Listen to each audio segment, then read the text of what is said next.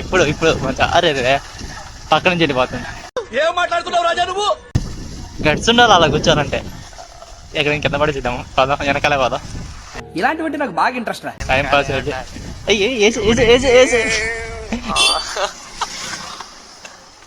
ఇప్పుడు చూడు వాడికి టెన్షన్.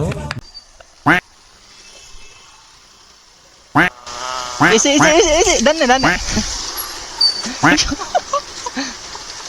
దరిద్రుడా, ఒక్క మాట మంచిది రాదు నోట్లోంచి. అది నోరే డ్రైనేజారా?